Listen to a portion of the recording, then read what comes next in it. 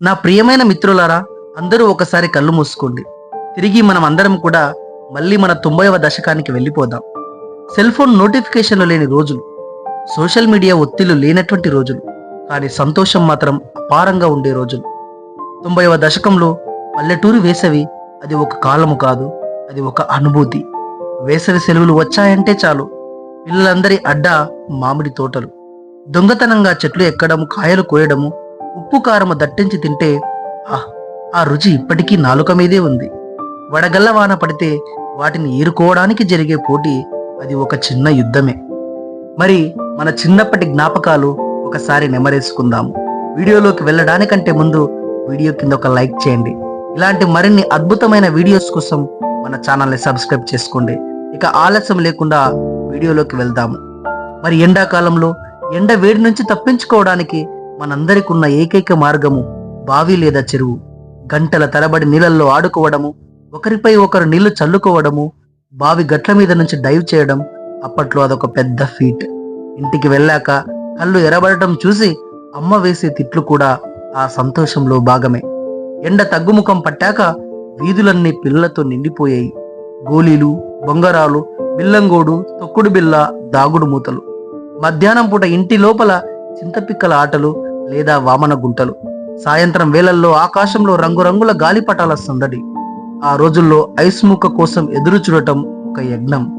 గంట కొట్టుకుంటూ వచ్చే ఐస్ బండి వెనక పరిగెత్తడం, ఆ 50 పైసలు లేదా రూపాయి ఐస్ ఇచ్చే తృప్తి ఇప్పుడు 1000 రూపాయల ఐస్ క్రీమ్స్ కూడా ఇవ్వలేవు.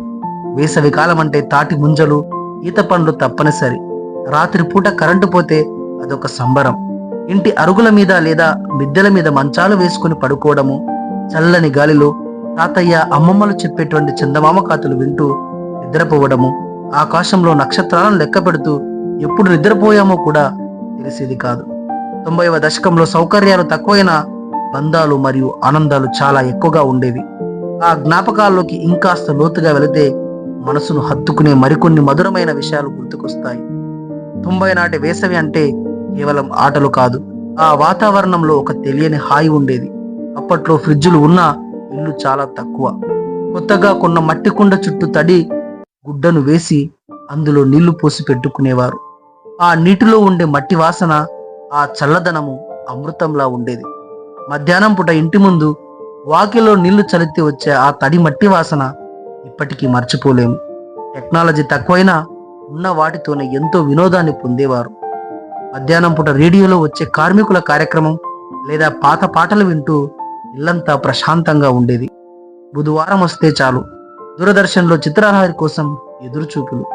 యాంటైనా సరిగ్గా రాకపోతే మిద్దె పైకి ఎక్కి దాన్ని అటు ఇటు తిప్పడం ఒక పెద్ద టాస్క్. వేసవి వచ్చిందంటే చాలు, పల్లెల్లో ప్రతి ఇల్లు ఒక చిన్న ఫ్యాక్టరీలా మారిపోయేది. అమ్మమ్మలు కలిసి ఆవకాయ పచ్చడి పెట్టే హడావిడి, కారం ఉప్పు కలిపిన కొత్త పచ్చడిని వేడి వేడి అన్నంలో నెయ్యి వేసి అందరికీ ముద్దలు పెట్టడం అది కేవలం భోజనం కాదు, అది ఒక ఎమోషన్. మిద్దెల మీద వడియాలు ఆరబెట్టడము, అవి ఎండేదాకా కాకి తన్నకుండా కాపలా కాయడం పిల్లల బాధ్యత. చాలా పల్లెల్లో వేసవిలోనే గ్రామ దేవతల జాతరలు కూడా జరుగుతాయి. కొత్త బట్టలు కొనుక్కోవడం, బంధువులందరూ ఇంటికి రావడం, జాతరలో కొనే ఆ రంగురంగుల గాజులు, సీటీ ఊదే బొమ్మలు, చిన్న చిన్న కిల్లి కొట్లు అప్పట్లో మనకు ఒక పెద్ద మాల్తో సమానంగా ఉండేవి. నిజంగా ఆ రోజుల్లో సమయం చాలా నిదానంగా గడిచేది. ప్రతిరోజు ఒక కొత్త అనుభూతిని ఇచ్చేది. అంతేకాదు, కార్డులాట, కుటుంబ సభ్యులందరూ కలిసి ఆడే ఈ ముక్కలాట, ఓడిపోయిన వారికి ఇచ్చే వింత శిక్షలు భలే నవ్వు తెప్పించాయి.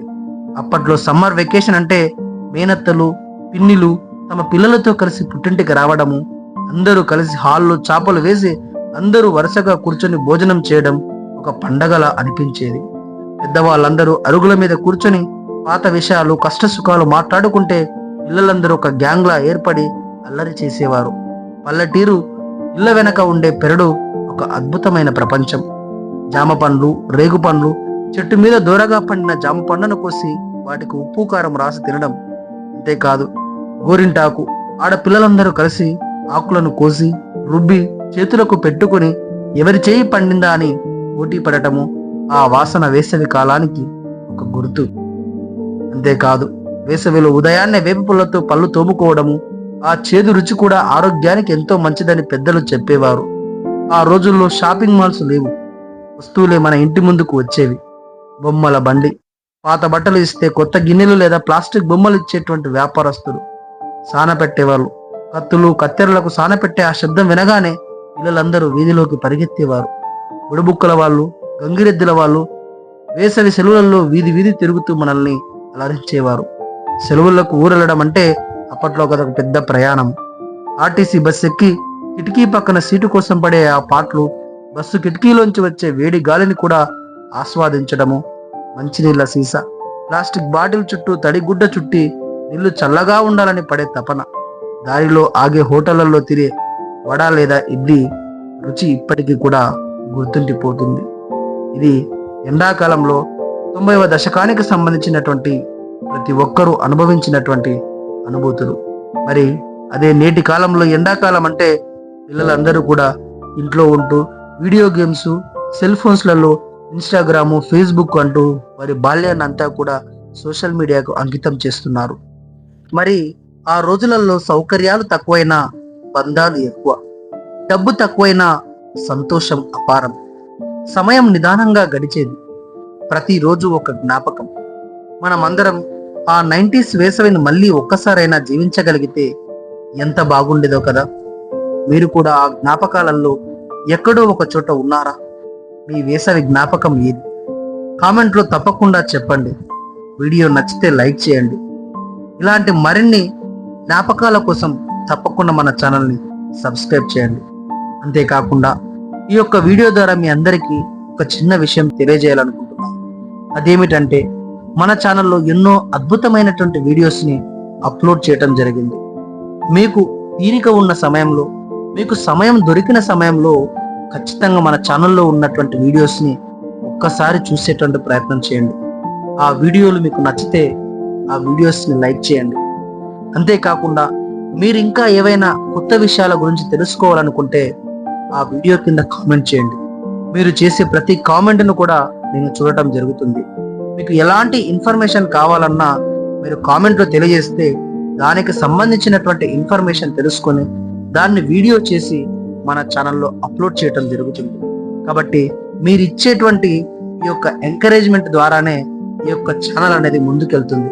కాబట్టి ఇలాంటి మరిన్ని అద్భుతమైనటువంటి వీడియోస్ చేయాలంటే ఖచ్చితంగా మీ అందరి సపోర్ట్ నాకు కావాలి.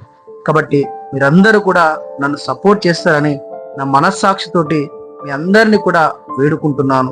ఖచ్చితంగా నా యొక్క ఛానల్ని మీరందరూ కూడా సబ్స్క్రైబ్ చేసుకుంటారని ఆశిస్తూ మరొక మంచి వీడియోతో మీ ముందుకు వచ్చేటువంటి ప్రయత్నం చేస్తాను.